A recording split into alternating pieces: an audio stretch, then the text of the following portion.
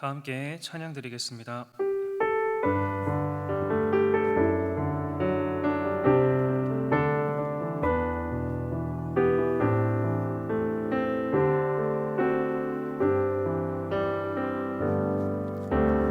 나 주님의 기쁨 되기 원하네. 내 마음을 새롭게 하소서. 새 무대가 되게 하여 주사. 주님의 빛 비추게 하소서. 내가 원하는 한 가지 주님의 기쁨이 되는 것. 내가 원하는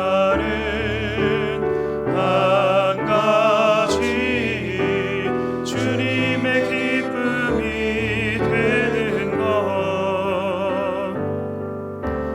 경솔히 내 마음 드립니다. 나의 모든 것 받으소서. 나의 맘 깨끗게 씻어주사. 주의 길로 행하게 하소서. 내가 원하는 한 가지 주님의 기쁨이 되는 것. 내가 원하는 한 가지 주님의 기쁨이 되는 것. 아멘. 이 시간 기도 제목 보시면서 합심기도 하겠습니다. 하나님을 주인으로 모시고 섬기는 해를 맞아 내가 내 인생의 주인 되었던 것을 회개하며 주인 삼았던 모든 것들을 내려놓고 하나님을 나의 진짜 주인으로 모시고 살아가게 하소서. 그리고 내 인생의 참 주인이신 하나님께 모든 것을 맡기고 순종할 때 책임져 주시고 보호하시며 인도하시는 은혜를 누리며 살게 하소서. 나라와 이 시대를 지키고 교회와 다음 세대를 지킬 수 있도록 포괄적 차별금지법과 포괄적 성교육을 막아주옵소서. 이뿐만 아니라 교회를 무너뜨리려고 하는 악한 정책과 시도들이 무너지게 하옵소서. 이 어려운 때 우리 교회를 이끌어가시는 담임 목사님 더 강력하게 붙들어 주시고 코로나 시대를 잘 감당할 수 있는 성령의 지혜를 주시고 주신 사명을 잘 감당하고 사역에 집중할 수 있도록 모든 사단의 공격을 은혜의 불성각으로 막아 주옵소서. 특별히 건강을 지켜주시고 목사님의 가정을 성령께서 평안케 하옵소서. 담임 목사님께 넘치는 영감과 강력한 용건을 부어주시고 시적 사명을 힘있게 감당하게 하시며 다음 세대를 세우는 일과 복음 통일과 열방 선교를 잘 감당할 수 있게 하옵소서. 오늘 이 시간 말씀을 통해 주의 은혜를 내려 주시옵소서. 하나님 아버지 감사합니다. 하나님을 주인으로 모시고 섬기는 해를 맞아 내가 내 인생의 주인 되었던 것을 회개하고 주인 삼았던 모든 것들을 내려놓고 하나님을 나의 진짜 주인으로 모시고 살아가게 하옵소서. 그리고 내 인생의 참 주인이신 하나님께 모든 것을 맡기고 순종할 때 책임지시고 보호하시며 인도하시는 은혜를 누리며 살게 하옵소서. 나라와 이 시대를 지키고 교회와 다음 세대를 지킬 수 있도록 포괄적 차별금지법과 포괄적 성교육을 막아 주옵소서. 이뿐만 아니라 교회를 무너뜨리려고 하는 모든 악한 정책과 시대들이 무너지게 하옵소서. 이 어려운 때에 우리 교회를 이끌어가시는 담임 목사님을 더 강력하게 붙들어 주시고 코로나 시대를 잘 감당할 수 있는 성령의 지혜를 주시고 주신 사명을 잘 감당하고 사역에 집중할 수 있도록 모든 사단의 공격을 은혜의 불성각으로 막아 주옵소서. 특별히 건강을 지켜주시고 목사님의 가정을 성령께서 평안케 하옵소서. 담임 목사님께 넘치는 영감과 강력한 영권을 부어주시고 시대적 사명을 힘있게 감당하게 하시며 다음 세대를 세우는 일과 복음 통일과 열방 선교를 잘 감당할 수 있게 하옵소서. 오늘도 우리에게 말씀하여 주심을 감사드립니다. 우리의 삶이, 가정이, 자녀들이 주님의 기쁨이 되길 간절히 소망합니다. 주님을 가장 기쁘시게 하는 주의 제자 되는 우리의 삶, 가정 될 수 있도록 인도하여 주시옵소서. 우리의 소원과 우리의 마음, 시급한 기도의 제목들을 주님 아십니다. 이 시간 우리 입술을 열어 고백할 때 주님께서 우리의 기도를 들으시며 우리의 삶에서 함께 하심을 경험할 수 있도록 우리의 삶을, 오늘의 하루를 하나님의 역사로 가득 채워 주시옵소서. 모든 것을 감사드립니다. 예수님 이름으로 기도드립니다. 아멘. 오늘 우리에게 주시는 하나님의 말씀은 누가복음 5장 27절에서 32절 말씀입니다. 신약 97면에 있습니다. 누가복음 5장 27절에서 32절 말씀 한 절씩 교독하시도록 하겠습니다. 그 후에 나가사 레위라 하는 세리가 세간에 앉은 것을 보시고 나를 좇으라 하시니 저가 모든 것을 버리고 일어나 쫓으니라. 레위가 예수를 위하여 자기 집에서 큰 잔치를 하니 세리와 다른 사람이 많이 함께 앉았는지라. 바리새인과 저희 서기관들이 그 제자들을 비방하여 가로되 너희가 어찌하여 세리와 죄인과 함께 먹고 마시느냐. 예수께서 대답하여 가라사대 건강한 자에게는 의원이 쓸데없고 병든 자에게라야 쓸데있나니 내가 의인을 부르러 온 것이 아니요 죄인을 불러 회개시키러 왔노라. 아멘. 죄는 미워하되 사람은 미워하지 말라라는 정말 유명한 문장은 성경에 있는 구절은 아니지만 수백 년 동안 기독교의 정신을 가장 잘 보여준 많은 문장들 중에 하나입니다. C.S. 루이스가 순전한 기독교라는 책에서 신앙생활을 하면서 본인이 가장 고민했고 또 어려워했던 일이 죄는 미워하되 사람은 미워하지 말라고 했던 이 내용이었다고 이야기할 만큼 이 정신은 우리가 실천하기에는 너무나 어려운 명령 중에 하나이죠. 우리는 어떻게 악한 행위는 미워하면서 또 그것을 행한 사람은 미워하지 않을 수 있을까요? 오늘 본문은 악한 행위를 일삼았던 한 죄인이 등장합니다. 당시 유대인들이 규정했던 죄인 중에 가장 큰 죄인이 바로 레위라는 세리였습니다. 로마는 제국 내 지배 민족의 세수를 위해서 각 지방에 일반 세금을 거두는 일반 공무원을 두었고요. 동시에 그 외에 기타 세금을 거두기 위해서 피지배 민족 중 세금 청부업자들을 선발했습니다. 그리고 그들에게 세리라는 직책을 줬습니다. 세리라는 직책은 놀랍게도 경매를 통해서 주어졌습니다. 지역관리가 최고 징수액을 부르는 세금 청부업자에게 미리 성금을 받습니다.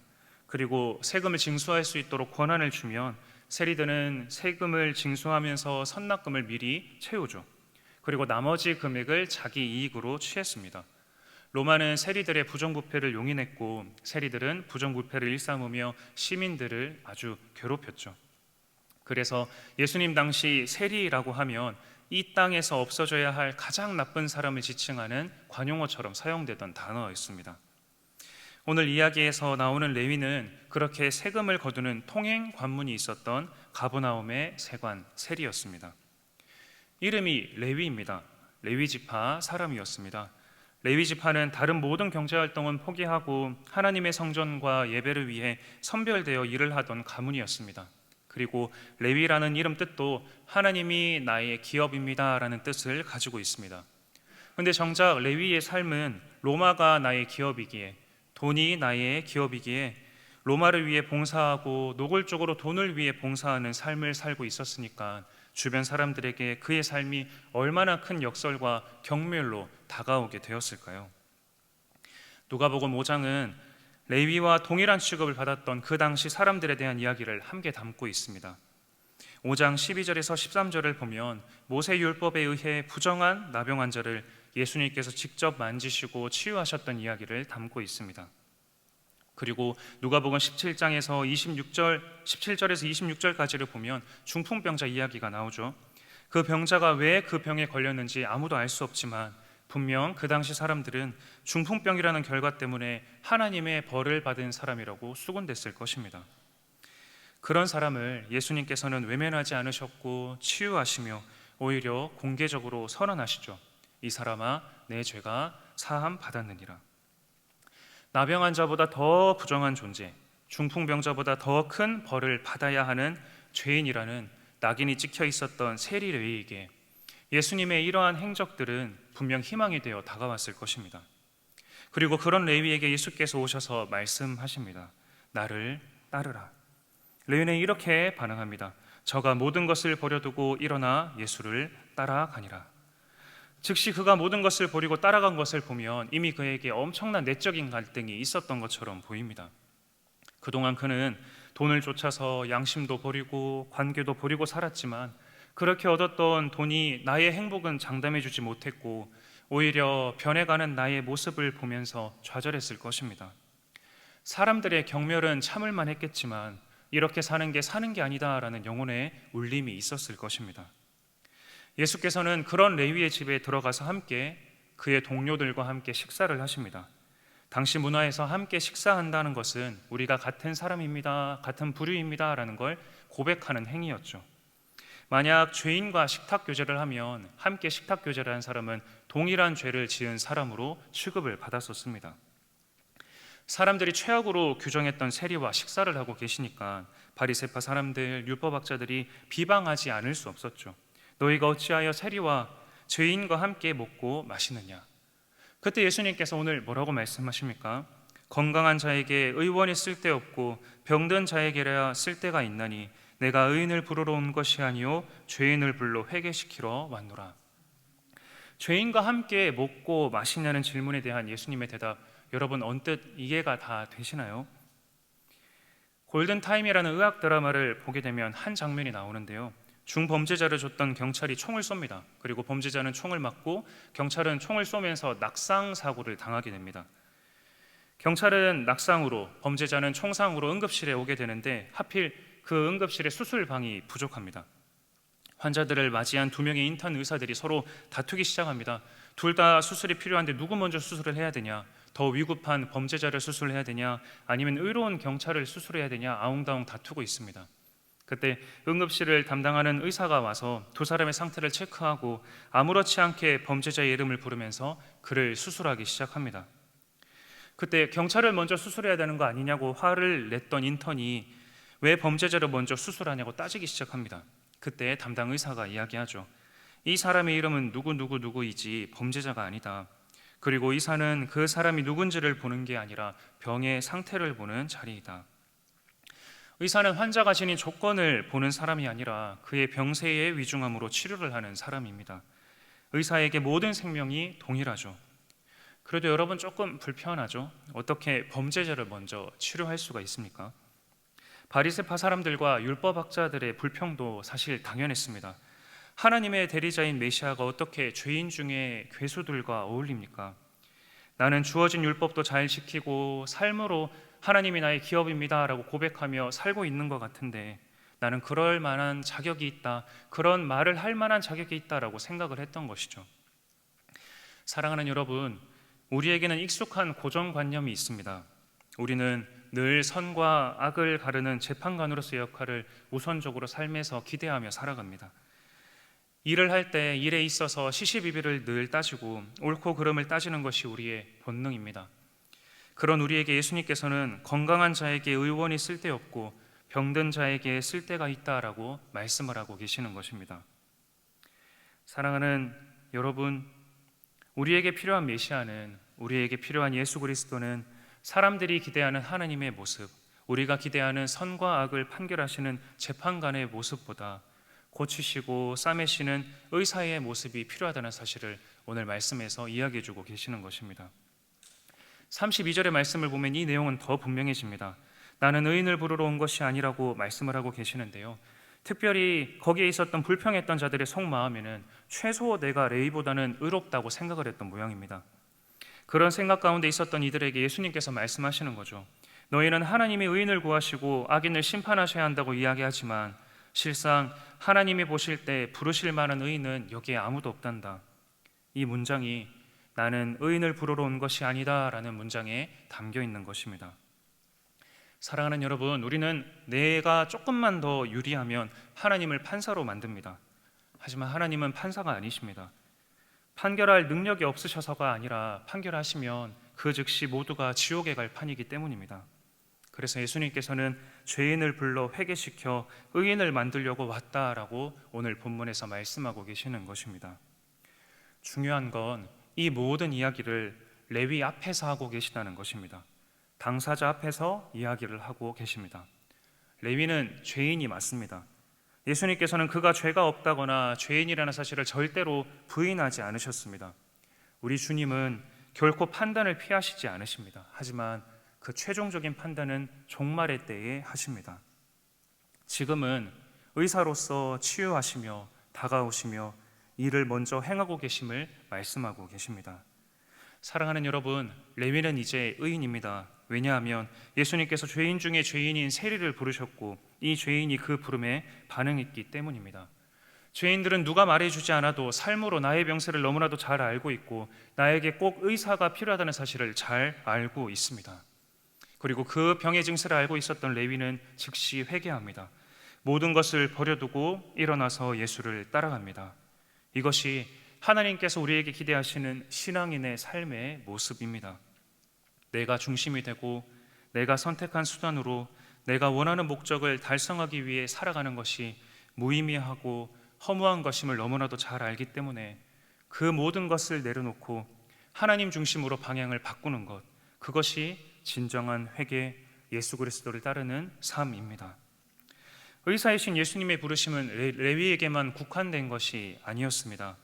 세리 레위는 사람들로부터 수존노다, 부역자다, 가장 부정한 사람이다 라고 경멸당하며 욕을 먹었지만 사실 그 당시 사람들의 삶은 다 비슷비슷했습니다. 로마 욕은 했지만 로마에서 발주했던 공사에 일용직 노동자로 살지 않으면 하루 벌어 하루 살지 못했던 사람들이었습니다. 그래서 많은 사람들이 율법을 지키지 못했던 일도 정말 많았죠.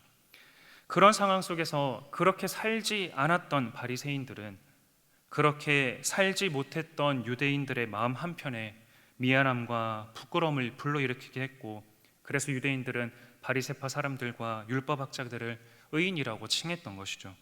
대신 이 안타까운 상황과 환경 속에서, 사회 구조 속에서 대놓고 부정부패를 범했던 세리들은 분노의 대상이 되었던 것입니다.